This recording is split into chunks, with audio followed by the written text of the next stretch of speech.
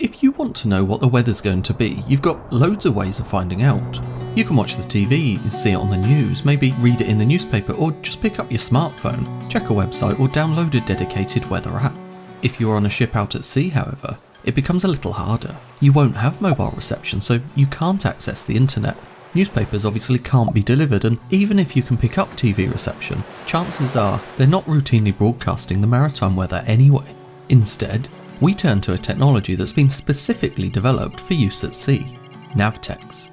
NAVTEX means navigational telex, and it's a system that allows reception of navigational and meteorological warnings and forecasts. It forms part of the GMDSS, or Global Maritime Distress and Safety System, and under the Safety of Life at Sea Convention is a mandatory piece of kit to be carried on board any ship that proceeds to sea. The concept is that the world is divided up into nav areas, with warnings and forecasts issued for each area by coastal states. There are a whole host of different subjects that can be transmitted via NAVTEX. Within the unit itself, you just select which ones you want to receive. A, B and D, so navigational warnings, meteorological warnings and search and rescue information, can't be turned off, but all the others are optional. L is another one that shouldn't be turned off, but is usually programmed as optional in most receivers.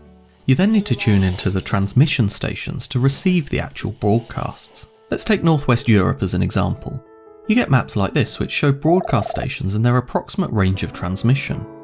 Each station has a letter for either the international or national broadcast, so all you need to do is put the appropriate letters for your passage into your receiver.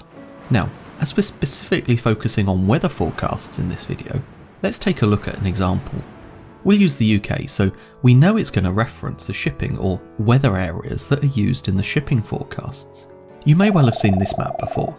All it does is break down the whole area into smaller chunks to give better, more relevant information.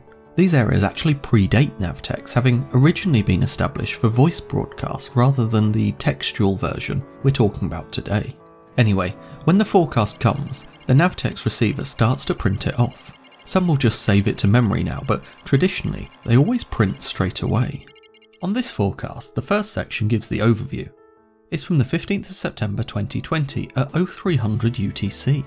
The forecast itself covers 6 AM on the 15th until 6 AM on the 16th, so it's a 24-hour window. After that, it moves into the general synopsis, which just gives a broad overview of the prevailing conditions, before moving straight on to the meat of the forecast, where it breaks it down into the individual areas. Viking, North at Sierra, South at Sierra. Those are just the sea areas from the map that we covered a few seconds ago. Southerly or southeasterly 3 to 5, veering northerly 5 to 7 later, perhaps gale 8 later in North at Sierra. That's the wind, reference to the Beaufort scale. Rather than giving the speed in knots, the Beaufort scale breaks it down based on the effects that it would have on the old sailing frigates. Each level would correspond to a different amount of sail that they could hoist. Slight or moderate, occasionally rough later. That's the sea state reference to the Douglas scale. Just like the Beaufort scale does for wind, the Douglas scale links different wave heights to a standard scale. It gives descriptions of the conditions rather than numbers, which could be easily confused with the wind forecast. Rain. That's just a description of the prevailing weather conditions.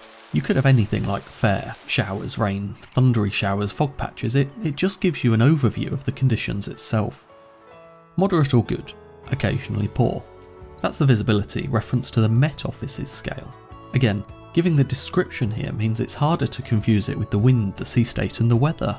The rest of the forecast just continues working through all the other sea areas. So, we've looked briefly at NAVTEX, but how else could ships get this same information? Taking the shipping forecast as an example, normal radio stations and the Coast Guard do read it out. You could even download it online nowadays.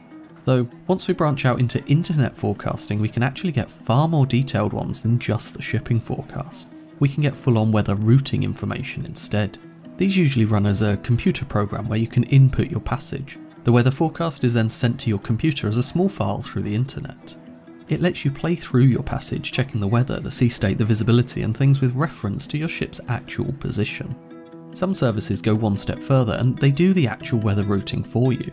On an ocean passage, you could tell them your start position and your end position, and they'd work out a number of different options for passages you could take. You can probably already see the possibilities with sophisticated weather routing programs and services, safer passages, fuel savings, and less chance of cargo damage, to name a few. Even though more and more ships are being equipped with satellite systems for accessing the internet, GMDSS and NAVTEX in particular still remains the official way for ships to receive weather updates and information. And that brings us to the end of today's video. If you enjoy content like this, be sure to subscribe and turn on notifications to know whenever I post new content.